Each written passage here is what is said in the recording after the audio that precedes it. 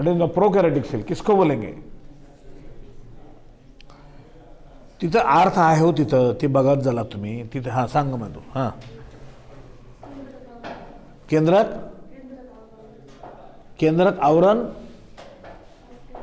असलेले का नसलेले? असलेले. अब बोलो.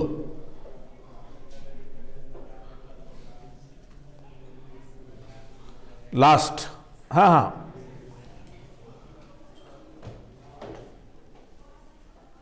नाही माहिती, शिकवलो की मी. तुझी पुस्तक कुठं आहे तुझी? हां इकडे. तुझ्याकडे पुस्तकच नाही, तू पुस्तकच नाही तुझ्याकडे.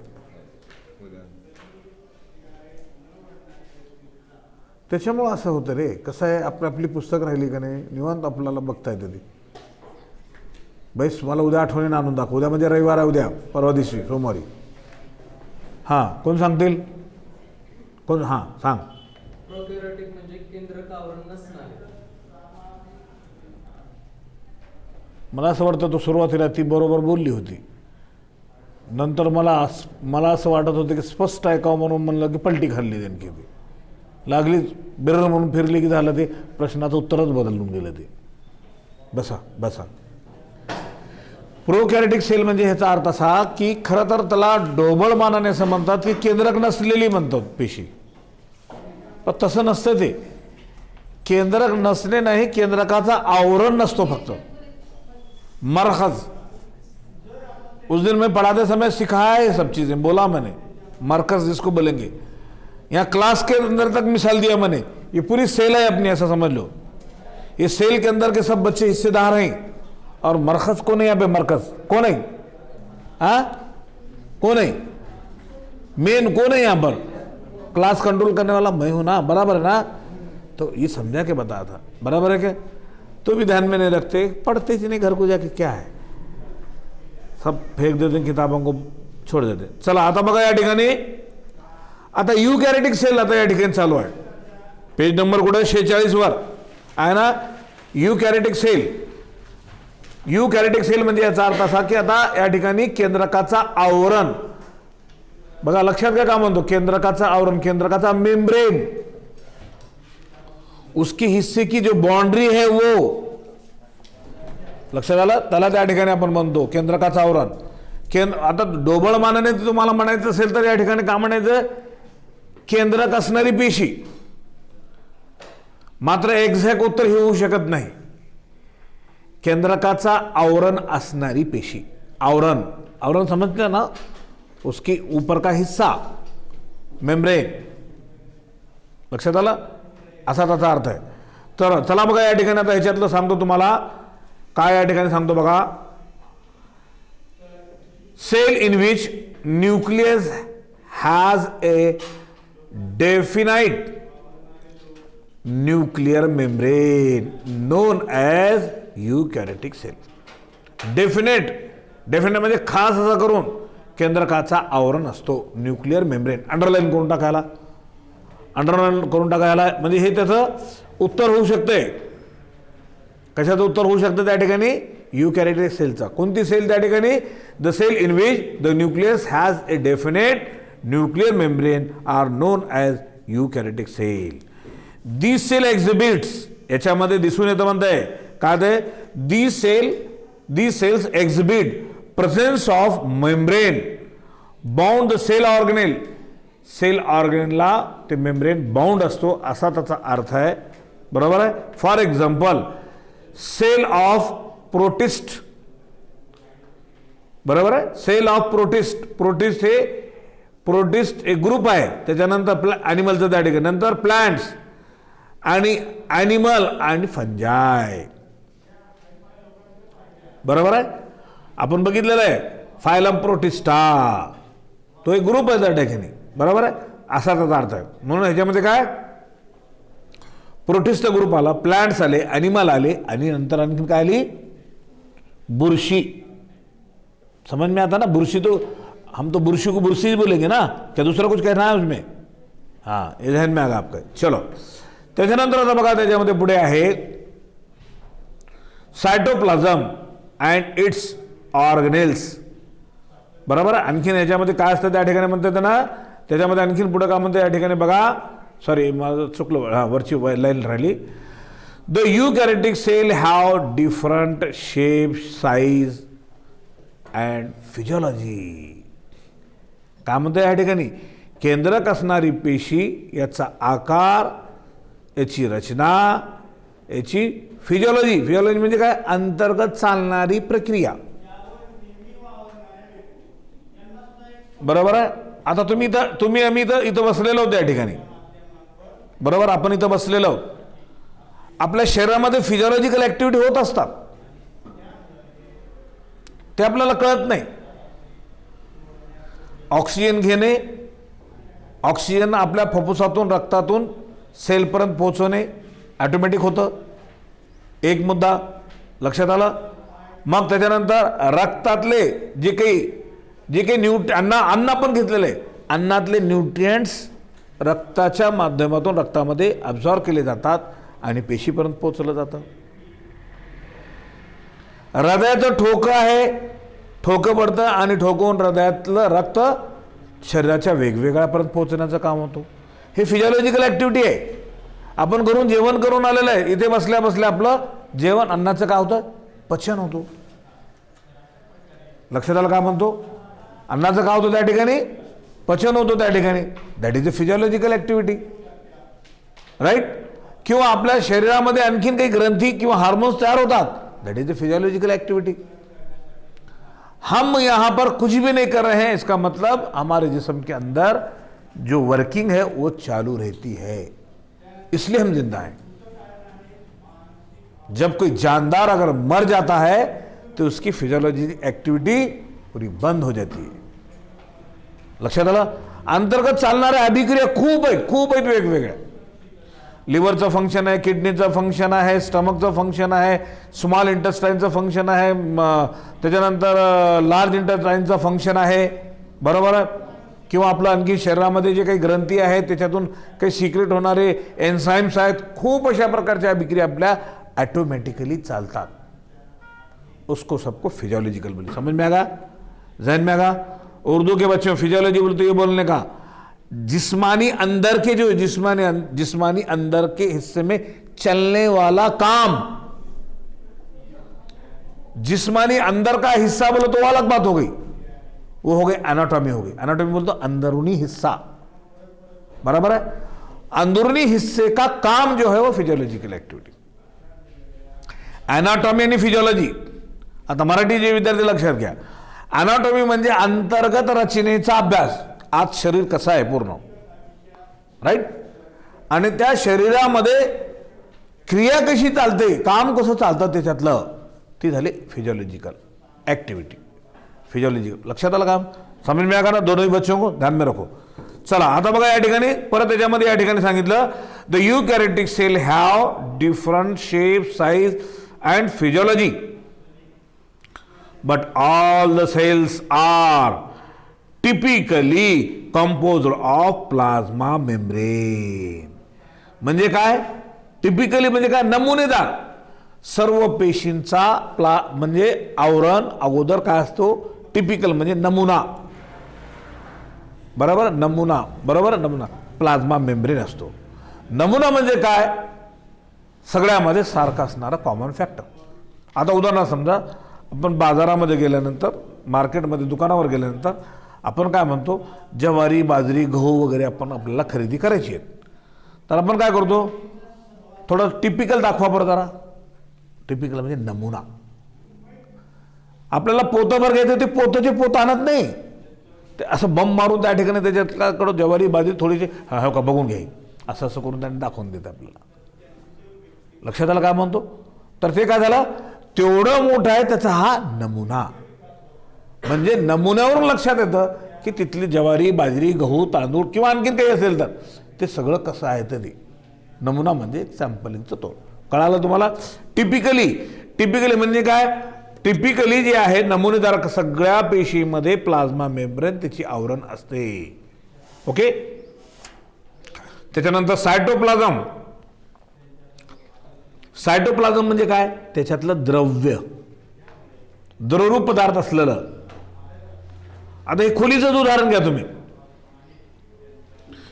हे खोलीचं पूर्ण अशी साईड पूर्ण प्लाझ्मा मेम्ब्रेन आहे असं गृहीत धरू आपण. आतली पडदी जे आपण म्हणतो, बरोबर आहे. आणि त्याच्या पलीकडची मोठी जाड भिंत असलेली ती सेल वॉल आहे असं गृहीत धरू. आणि पेशीमध्ये या ठिकाणी असणारे जे सेल ऑर्गनेल्स आहेत, तर आपली खोली आहे असं गृहीत धरू. त्या खोलीमध्ये जशी तुम्ही सगळे आहात, बरोबर, तसं त्या ठिकाणी सेलचे ऑर्गनेल्स आहेत, सेलचे अवयव आपण म्हणतो. आता मी सांगणार आहे पुढे. आणि मुख्य म्हणलं तर केंद्रक आहे. आणि या खोलीमध्ये पूर्ण भरलेलं आहे. कशाने भरलेलं आहे? खोली कशाने भरलेली आहे? दिमाग लढाव, आसान बात आहे. हां बरोबर. हां सांगा सांगा, बोल के होत चला, बोल के. चुकलं तरी काही शिक्षा नाही तर. हां सांग.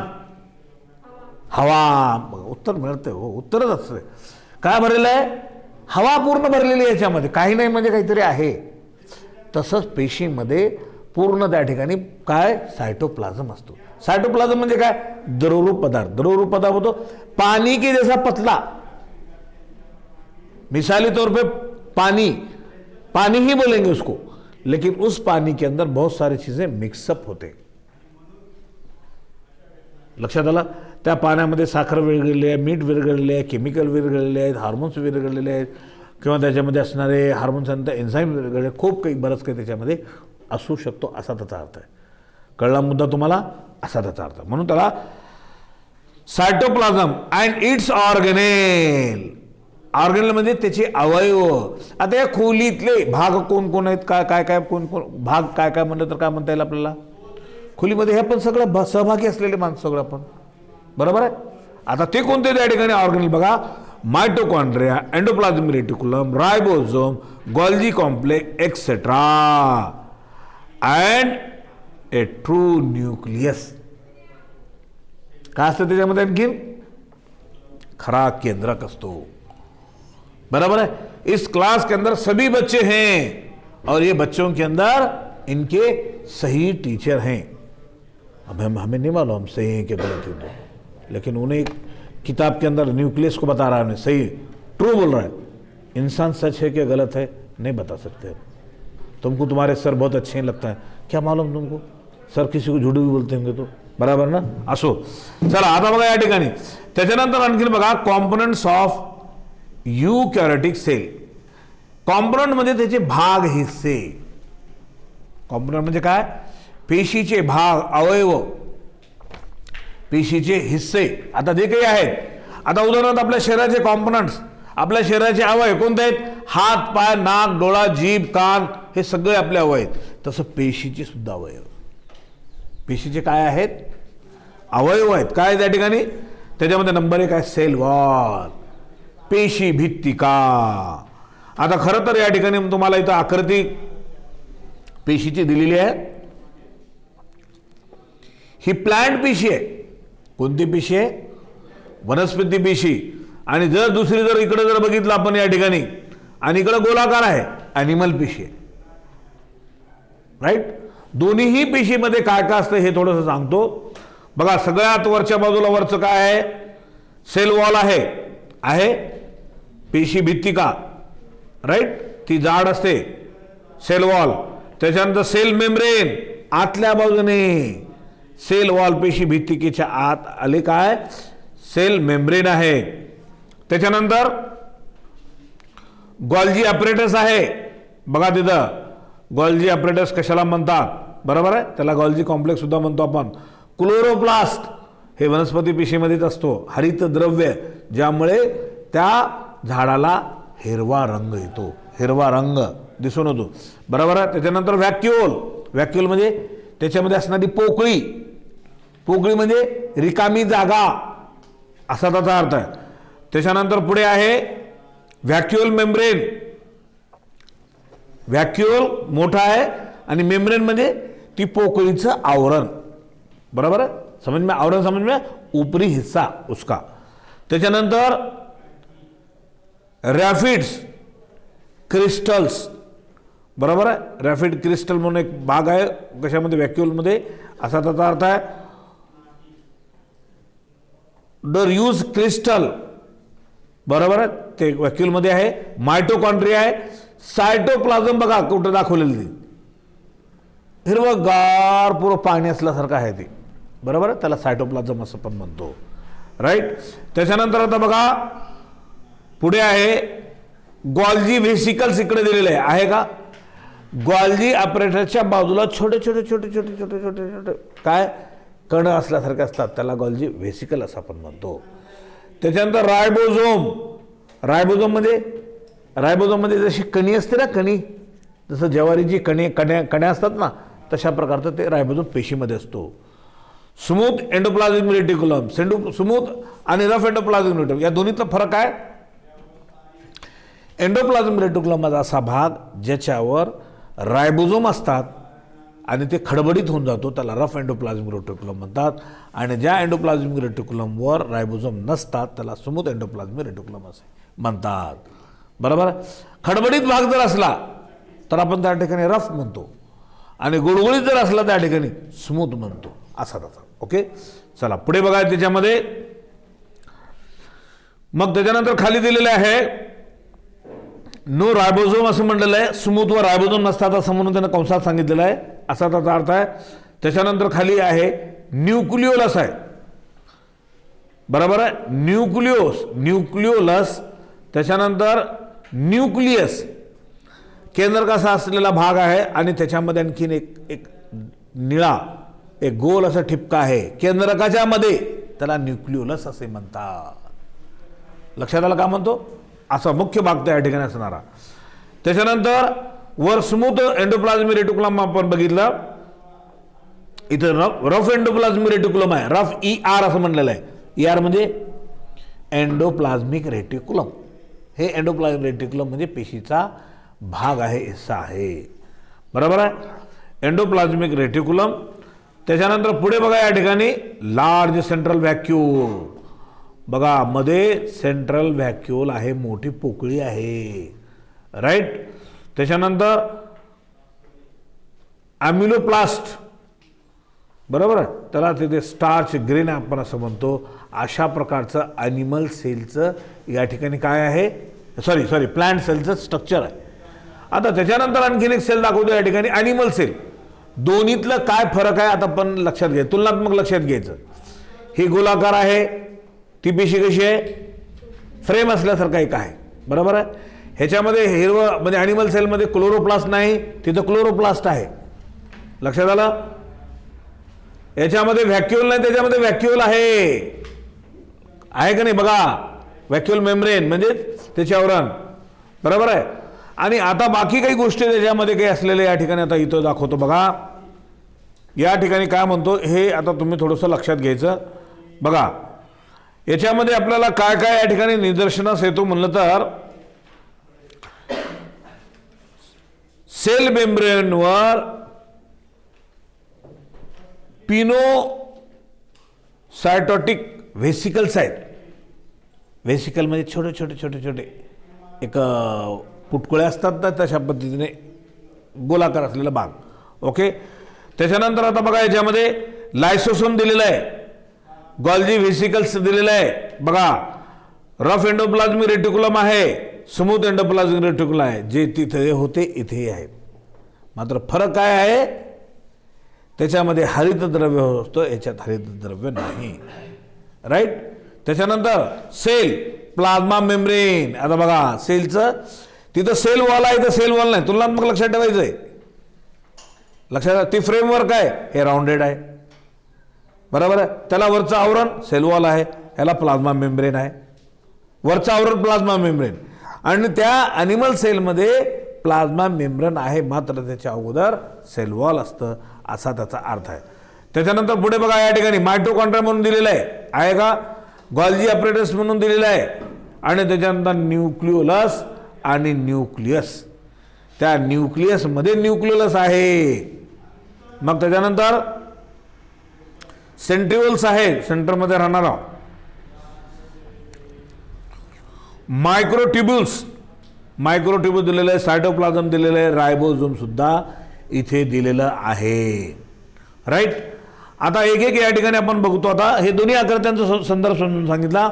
आता इकडं वर या ठिकाणी तुम्ही 5.3 मध्ये कॉम्पोनंट्स ऑफ युकॅरियोटिक सेल, युकॅरियोटिक सेलचे हिस्से भाग, त्याच्यामध्ये नंबर 1 आहे सेल वॉल.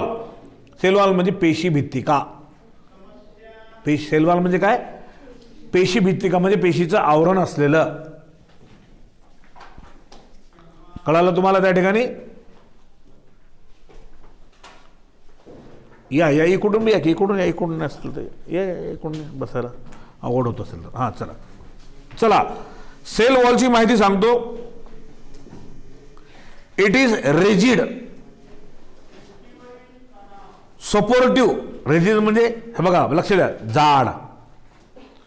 घराला खरं आपल्याला तर पडदा बांधूनही राहता येते, परंतु भिंत ही जाड असते. लक्षात आलं का म्हणतो? पूर्वी लोक तंबूमध्ये राहायचे, तंबूला पडदा असायचा त्या ठिकाणी, इकडून तिकडून वरून खाली, बरोबर आहे. मात्र ते घर प्रोटेक्टिव्ह नसायचं ते, आणि भिंती वगैरे असल्यानंतर आत आपल्याला प्रोटेक्शन मिळतो. म्हणून काय, इट इज रिजिड, जाड आहे, प्रोटेक्टिव्ह, सपोर्टिव्ह आहे, सपोर्ट करणारा आहे, protective, outer covering of plasma membrane of plant cell, fungi and some protist.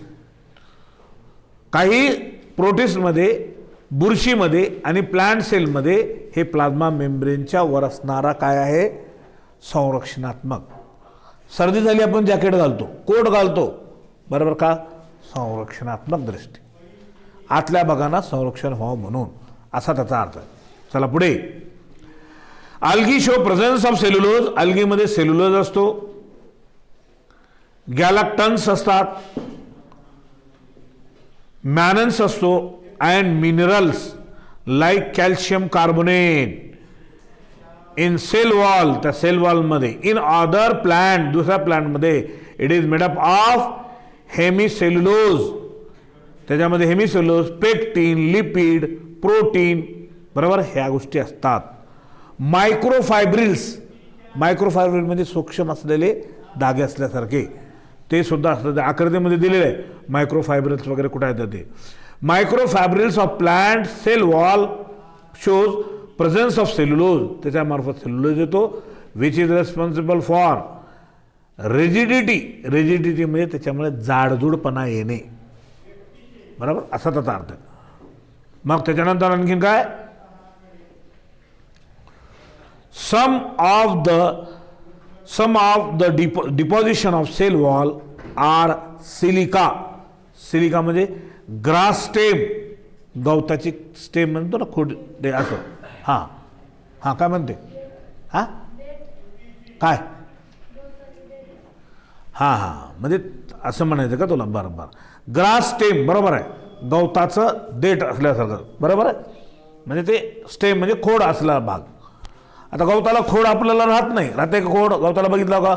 मात्र त्याची जी कांडी असते तेच खोड, असा त्याचा अर्थ. ओके, चला पुढे. त्याच्यानंतर त्याच्यावरचं क्युटीन आहे. क्युटीन म्हणजे त्वचेच्या वर असणारा पापुद्रा, क्युटीन म्हणतात त्याला, बरोबर, पापुद्रा. त्याच्यानंतर पुढे बघा,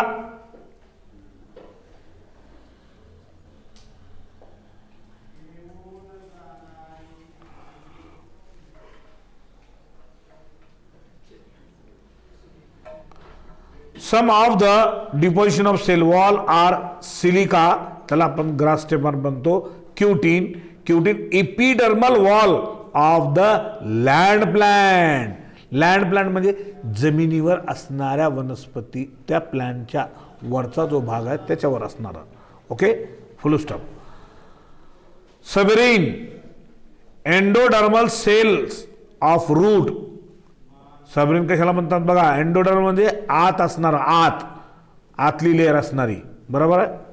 of endodermal cell of the root, wax, lignin, full stop.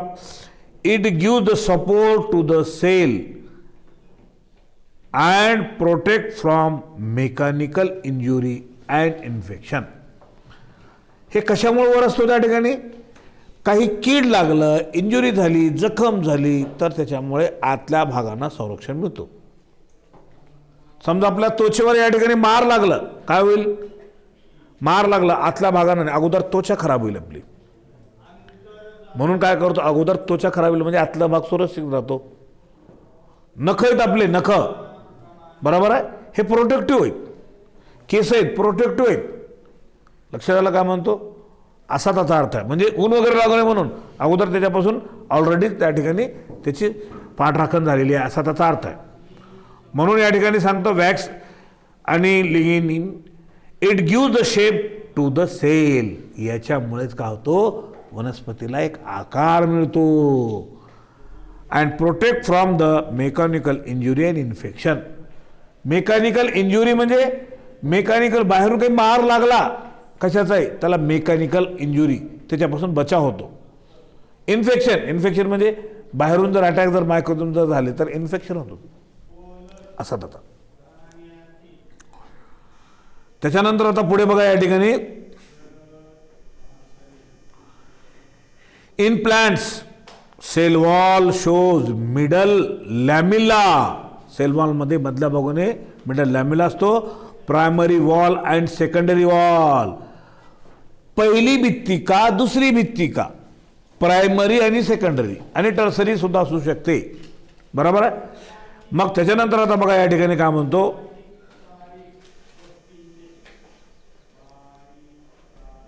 Middle layer, middle lamella. Middle म्हणजे मध्यभागी असणारा, वरचा सर्वात वरचा, त्याच्यामधला मधला, असा त्याचा अर्थ. मग काय या ठिकाणी म्हणता, याच्यामध्ये बघा, it is thin and lies between the two adjacent sale.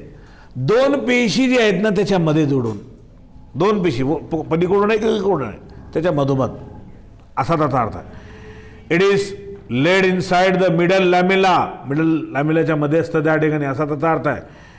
It is the only wall seen in meristematic tissue. हे मेरिस्टमॅटिक टिश्यू एका विशेष प्लांटमध्ये असतात, त्याच्यामध्ये त्या ठिकाणी जोमाने वाढतात. मिझोफिल,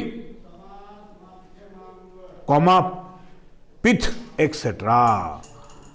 पिथ म्हणजे गर्थ. गर्थ म्हणजे त्या झाडाच्या मध्ये असणारी त्याची लांबी रुंदी किती मोठी आहे, लांबी, झाडाचं डायमीटर मोजणे आपण म्हणतो ना, त्याला गर्थ म्हणतात. ओके, कळाल ना तुम्हाला गर्थचा अर्थ. झाडाचा फैलाव किती वाढले, एक कांडी होती पसरून पसरून असं गोल असं मोठं झालंय, त्याला गर्थ म्हणतात. ओके, चला त्याच्यानंतर आता बघा सेकंडरी वॉल, दुसरी वॉल आहे. In young plants it is capable of growth. It is laid inside to middle lamella, full stop. It is the only wall seen in meristematic tissue. Meristematic tissue मध्ये हे निदर्शन असतं, असा त्याचा अर्थ त्या ठिकाणी, बरोबर आहे. चला पुढे,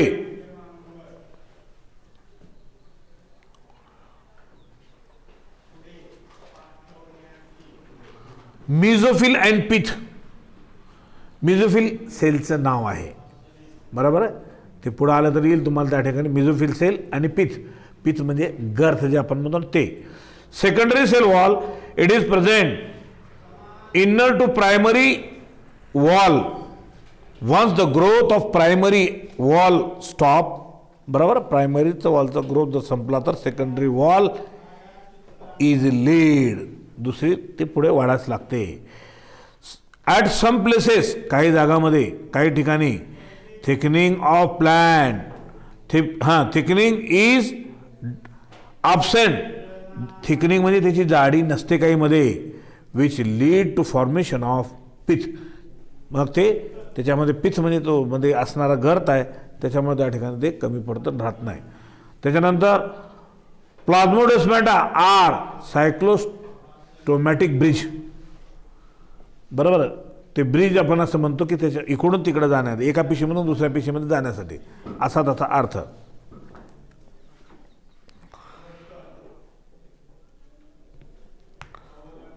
Plasmodesmata are cytoplasmic bridge between the neighboring cell which show pores between primary wall and middle lamella. आतला भाग सुद्धा. आता इथं लेअर या ठिकाणी दिले कसे असतात ते, पेक्टिन, सेल्युलोज, मायक्रोफायब्रिल्स, हेमिसेल्युलोज कसं असतं त्या ठिकाणी बघा ते, protein in plasma membrane, middle lamella, primary cell wall, lipid layer, lipid bilayer of plasma membrane, बरोबर आहे. आणि अशा पद्धतीने या ठिकाणी त्यांची ही आपल्याला माहिती या ठिकाणी होते. आणि त्याच्यानंतरचा आता दुसरा भाग या ठिकाणी आहे, सेल वॉल इथं संपलं, सेल मेम्ब्रेन, त्यालाच प्लाझ्मा मेम्ब्रेन असं आपण म्हणतो, त्यालाच बायो मेम्ब्रेन आपण असं म्हणतो. लक्षात आलं काय म्हणतो. आता त्याच्यामध्ये या ठिकाणी बघा, सेल मेम्ब्रेन किंवा प्लाझ्मा मेम्ब्रेन, बायो मेम्ब्रेन हे काय घटक आहे ते या ठिकाणी समजून घ्या. इट इज थिन, हे पातळ असतं. Quasifluid structure present both extracellularly and intracellularly. Extracellularly, it is present around the protoplast and intracellularly it is present around the most of the cells organelle. In eukaryotic cell it is separates all organelles from the cytosol. बघा सगळ्या याच्यापेक्षा वेगळं असतं त्याने सांगितलेलं आहे त्या ठिकाणी. त्याच्यानंतर थिकनिंग ऑफ बायो मेम्ब्रेन, त्याची जाडी किती आहे, 75 अँगस्ट्रॉम युनिट आहे. अंडर इलेक्ट्रॉन मायक्रोस्कोप, हे मायक्रोस्कोपच्या खाली बघता येत नाही, सेलच्या वेळेस इलेक्ट्रॉन मायक्रोस्कोपमध्येच बघावं लागतं. सेल मेम्ब्रेन अपियर ट्रालामिनार कंसामध्ये मेडअप ऑफ द 3 लेयर्स, 3 लेयरनं बनलेले आहे ते. It shows the presence of lipid. Lipid possess one hydrolytic pore, head to hydrophobic non-polar tails. बघा कसं तर या ठिकाणी. So the phospholipid are amphithypic, तो एक केमिकल आहे त्या ठिकाणी. Lipid molecule are arranged in 2 layers, त्याला बाय लेयर्स असं आपण म्हणतो. In such a way that their tail are sandwich between head. Due to this tail never come in different contact with squamous surrounding. नंतर दुसरीकडे त्याचा उपयोग होत नाही असा त्याचा अर्थ आहे. त्याच्यानंतर आता cell membrane. Cell membrane also shows presence of the protein and eukaryote. Ratio of protein and lipid varies in different cells. यांचं वेगवेगळ्या आकारांमध्ये पेशीमध्ये असतं असा त्याचा अर्थ त्या ठिकाणी. For example in human being RBC shows gradually 50% to 52% protein and 40% काय लिपिड आहे. लक्षात आलं. एवढे आपल्या आहारामध्ये यायला पाहिजे असा त्याचा त्या ठिकाणी अर्थ होतो, बरोबर आहे. आणि त्याच्यानंतर आता पुढे बघा या ठिकाणी काय आहे, फ्लुइड मोझेक मॉडेल.